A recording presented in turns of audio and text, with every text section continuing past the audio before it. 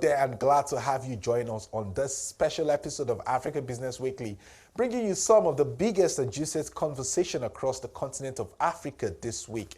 I'm Aki Obakeye. On this week's episode, we'll bring you an exclusive chat with the World Bank's Director of Operations, Anna Biede, who spoke about the bank group's evolution roadmap. We'll also have a special with a U.S. trade representative, Ambassador Catherine Tai, who shares insights on key areas America is looking to up the ante with the continent. But let's begin the show with my colleague Palesa in South Africa. This is another quick wrap of stories moving Southern African markets from this week. CNBC Africa's Fifi Peters spoke to Kevin Francis, the cluster lead for Pfizer sub-Saharan African region, about key pharmaceutical investments and expansion plans in the pipeline. Let's listen in. And moving from the pandemic into the endemic, we continue to invest heavily in vaccines. We work closely with governments, we collaborate with various stakeholders, obviously to assist them if there's been any specific vaccine backlogs, and also address issues like shelf life extension of the current vaccines that have been held by the various governments. We continue to build and strengthen healthcare systems. Pandemic preparedness is vitally important. We don't know when the next pandemic is around the corner. So we continue to work with various stakeholders. What, in terms of the investments that were made in the initial vaccine batches and the booster shots and the like, I mean, the argument that was made that a lot of them came to the continent a little too late, and a lot of the citizenry here had developed a natural immunity, and therefore there was quite a significant amount of wastage, as it were. What did that look like at your firm? We were fortunate enough. We basically worked very closely to manage the wastage. Unfortunately, it is a result of the pandemic with the large amounts of vaccines that were required. However, we continue to work with these various governments to manage the shelf life, as I've said, and also working in terms of investing in vaccine manufacturing, because very much would like to have South Africa as the biopharmaceutical hub or biotechnological hub for the rest of the African continent. So as an example, we work closely with the Biovac Institute. Sure. We've invested quite heavily in them in terms of the infrastructure as well as job creation, which has roughly around R500 million investment in the economy on an annual basis. The broader conversation around vaccine preparedness then, pandemic preparedness rather, for the continent, just given the fact that yes, okay, the current one may have subsided, but you never know when the next one is. It could be around the corner. Pfizer's continental strategy then in preparing for the next possible pandemic, what does that look like? And you talk about investments, perhaps maybe you can even put a couple of figures as to what kind of investments have gone into the preparedness. That's a great question, Fifi. In March of 2022, we announced a further 255 million rand investment into the Biovac Institute, and that was specifically for the construction of an ultra-cold freezer farm. Not only a first for South Africa, but a first for the African continent, where you can actually store vaccines at ultra-cold temperatures. Now, that tech transfer is actually completed, and we're in the process of awaiting approval from our regulatory agency. Now, in terms of working with other stakeholders, the Partnership for African Vaccine Manufacturing has basically set itself a goal to produce about 60% of vaccines on the continent by Africans, for Africans, by 2040. Is that achievable? Yes, I believe it is. And we have taken the lead in South Africa in terms of the investment that we've made in Biovac, which actually works quite well. In broader economic news coming from the Southern African nation of Botswana, we spoke to the International Monetary Fund about an expected slowdown in the GDP growth in the year ahead. For that conversation, CNBC Africa's Zanele Morrison spoke to Ewan Stewart, IMF economist for Botswana. Let's watch. The big policy question, I think that the authorities are making big strides to implement. They are heavily committed to diversifying the economy and increasing the role of the private sector. That really involves two elements. It means diversifying away from the mining sector and reducing the dependence on the public sector. And we had very fruitful discussions with them. One of those areas we think is infrastructure investment, both physical and IT infrastructure. And we also think that Botswana could become more outward-oriented, more export-oriented, and that would mean taking advantage of trade agreements, including the AfCFTA, Africa Free Trade Area Agreement, for example.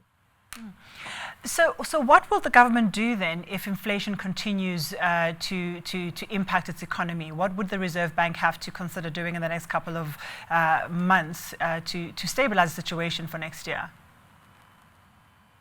Yes, well, again, there's actually a lot of good news coming out of Botswana at the moment.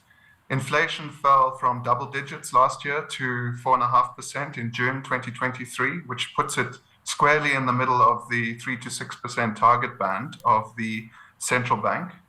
So in fact, we found in our discussions with them, and this is going to be our view, is that their decision to stop raising rates in August last year was in fact the correct one, and that inflation is going to stay within this target band over the coming months. So that's a lot of positive news actually coming out on the inflation front. And the financial sector, probably the most critical sector, how is the sector faring in Botswana? And how do you see the possible inflationary environment to affect that sector? Yes, well, the financial sector, we've actually recently been doing an intensive review of that sector, also together with the IMF and the authorities. Again, very fruitful and very valuable discussions.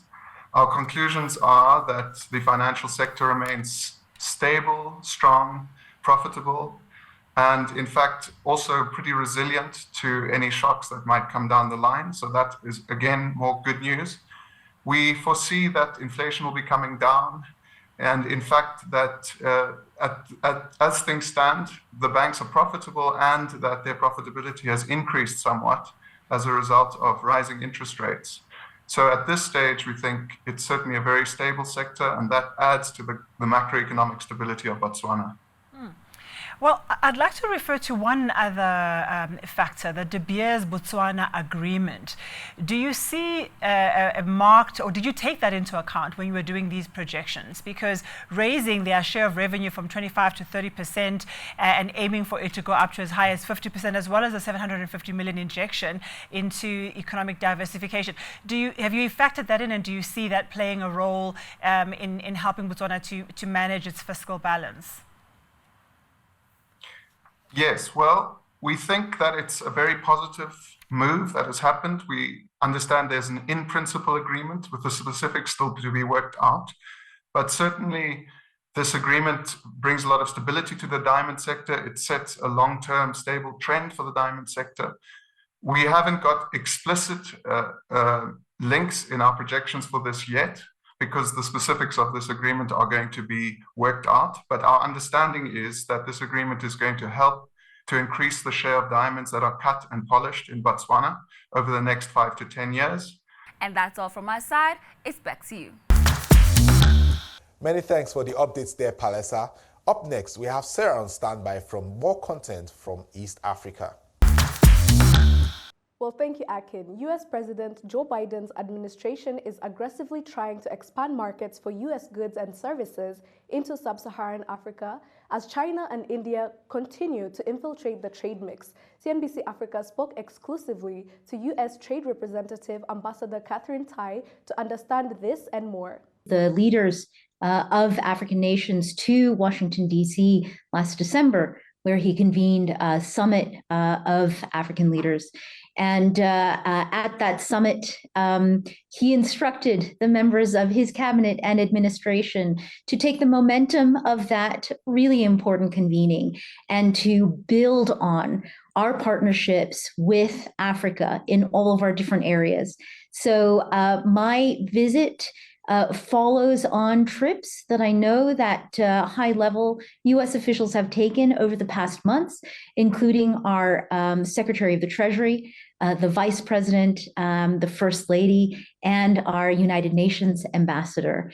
In terms of the trade and investment engagement with Africa, we're doing a number of things, and I think that two of the most important outcomes of this trip of mine has been continuing the conversations with my counterparts here in Nairobi, and then also committing with my partners in the East African community to continue our dialogue, to continue building on the Trade and Investment Framework Agreement, and continue for the United States to support the integration efforts here in East Africa, as well as across the board on the continent. And quite interesting indeed. And looking at this visit, of course, it comes at a time when the AGOA negotiations are still underway, even as it heads to expire in a couple of years, in 2025. Perhaps what is at stake at this point in time for Africa, considering that the AGOA agreement has been quite instrumental in terms of making African products competitive in the US market? Certainly, I'm delighted to talk about this because AGOA has been a strong part of the conversation that I've been having with counterparts here on this trip.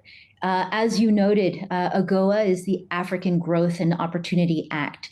It is a U.S. trade preference program.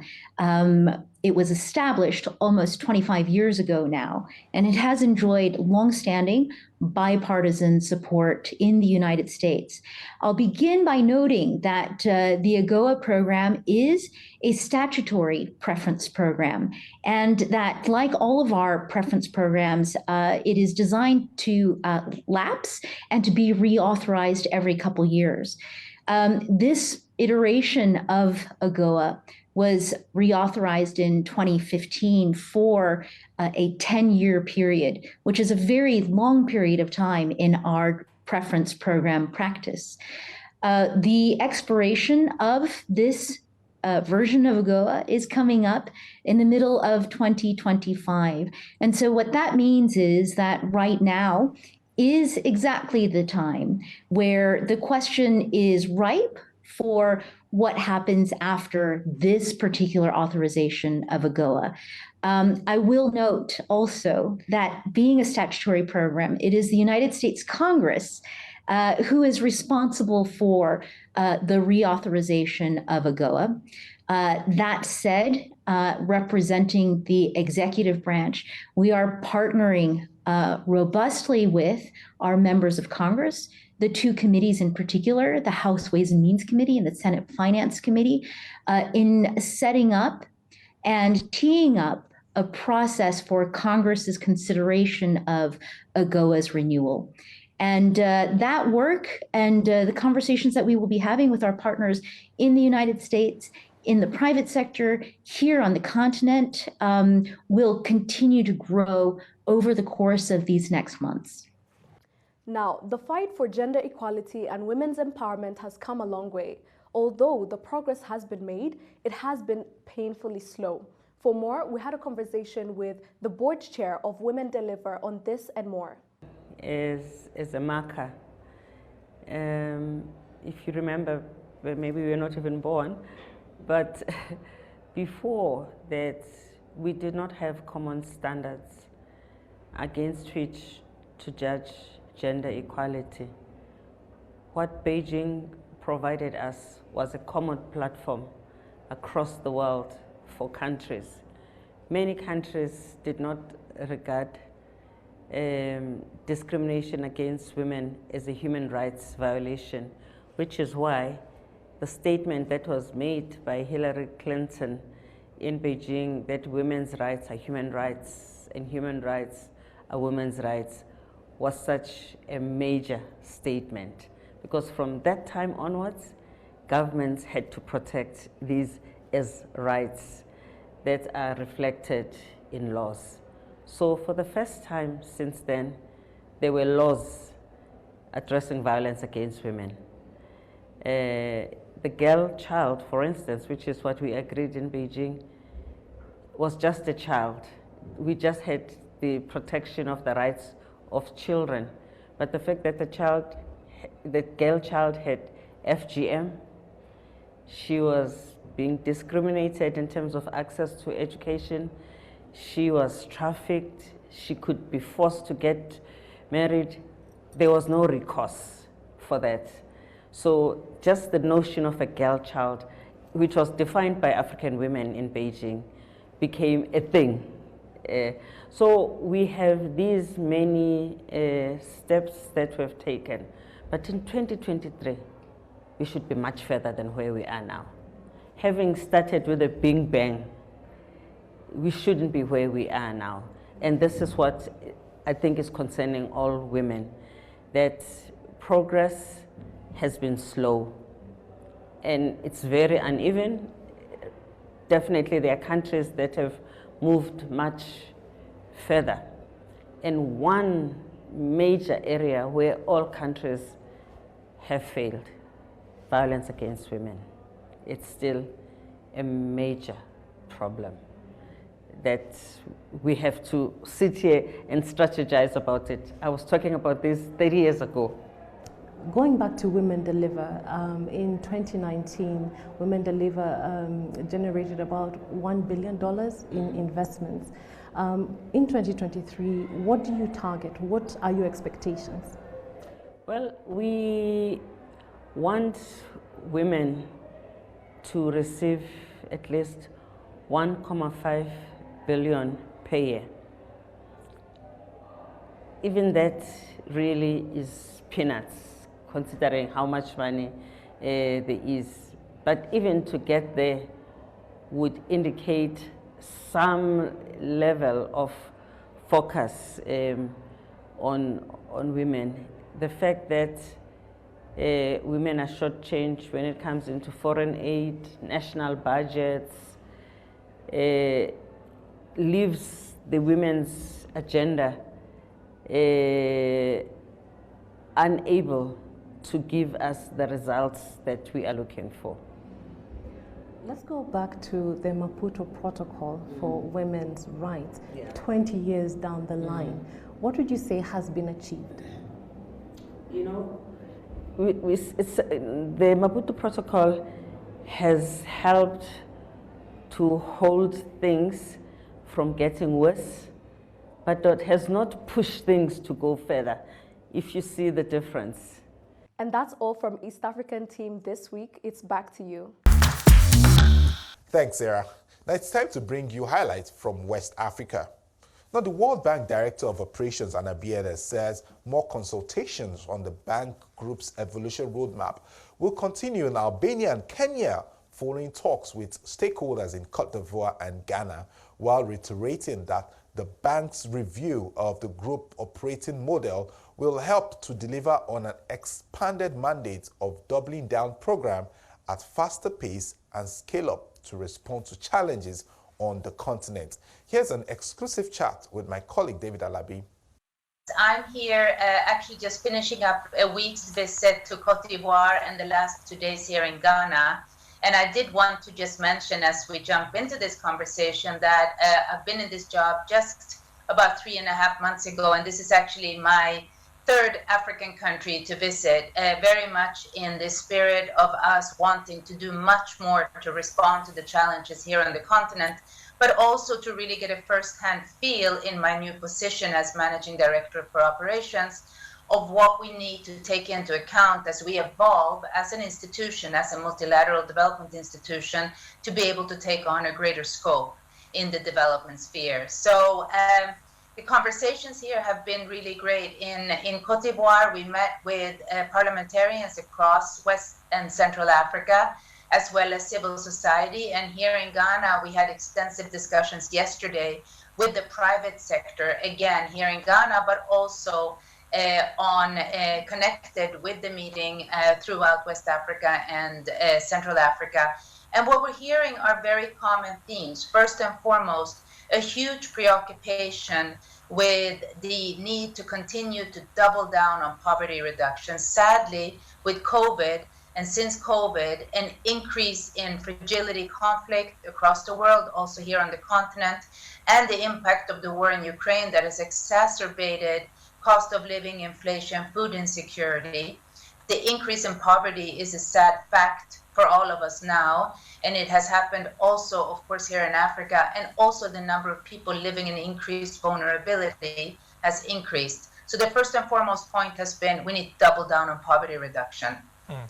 But also a big preoccupation with issues around natural disasters and climate change and the impact that is having, whether you're living in a coastal area, an urban area, you're living in an area that's prone to cyclones or floods. So we also need to continue very much increasing our support to adaptation and resilience. So that came through. And maybe just a third area, if I may say, is very much a keen calling to do much more for women and for youth. And this is important, especially here in Africa. It's a young continent. It's going to make up a huge part of the population of the world, and engaging youth, both in terms of the activation on the labor market and in jobs, but also as change agents for the many issues that we face is so important.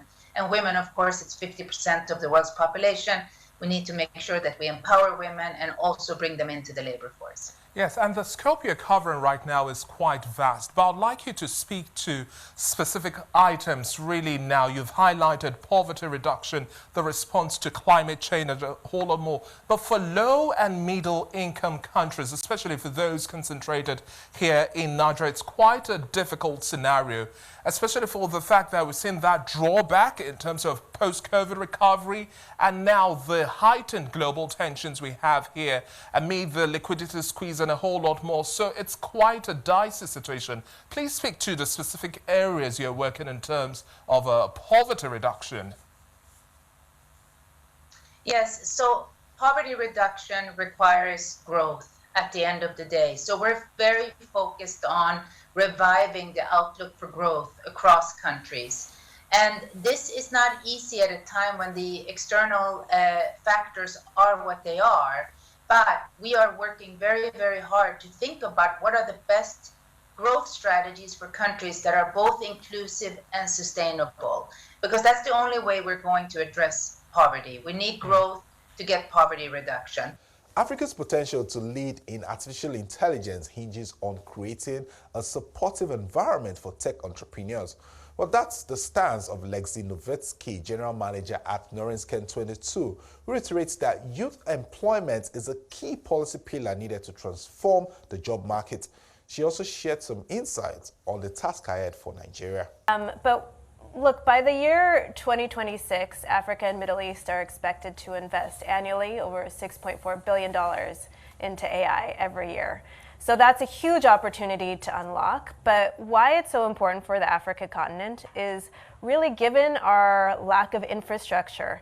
We're not able to build schools or hospitals fast enough. We maybe don't have the right transportation infrastructure to be able to move our people around quickly. Most Africans across the continent don't even have a form of identity to unlock financial services. But all of these solutions, better than building more traditional banks, more physical hospitals, more physical schools that don't have the number of teachers to actually teach. We can provide all of these solutions with AI technology that can really unlock these opportunities, service a broader population, and really, like you said, take a lot of these solutions that we're able to build much cheaper and more efficiently and export them to the rest of the world. And talking about exporting it to the rest of the world now, let's also look at leveraging on AI, because Africa is vast, and when we're talking about translation of languages, helping to sync some of these innovative solutions, biometric ways of verifying identities as well, that's also a big challenge here, which also filters into the opportunities for the tech space and also the banking sector. So this synergizes the fintech role at this point in time. Elaborate a little more. Yeah, so I mean, for AI to function well, you need data. And initially, you need humans to also train that data. So you brought up a couple of big challenges that Africa faces. It's a very fragmented continent with many different cultures, many different languages. Even literacy itself is, a very small percent of the population. So if you can build natural language tools around a lot of these cultural languages and bring them into the financial services, help the average person on a street, no matter if they're speaking Hausa or Swahili, access traditional financial services just through speaking on their mobile device. That's what AI can really unlock. Biometrics does something similar. I mean, instead of getting a person to have a physical identity document that they have to stand in line to get, and we all know the issues with that. But look, financial services still need to KYC all of their users. So if instead you could tap a user's facial recognition into government database and really seamlessly have that user be able to verify just by taking a selfie, like Nigerians love to do, they can unlock their identity and access a whole bunch of different financial services. But this is definitely an opportunity for the youth, and we're talking about employment issues here, and we're having a teeming population that's also going into the tech space. So now let's narrow down the conversation to the task ahead for this new administration. It's looking to have or create 1 million jobs within the digital space. Yes, that's fantastic. But now the question is the how. In terms of the policy reforms you've seen now, how do you see this move the needle, catalyze the growth we will likely see in the tech space? Talking about the attraction of more investment into the sector, looking at how this is also having supporting businesses that are homegrown here and looking to export beyond the shores of Nigeria.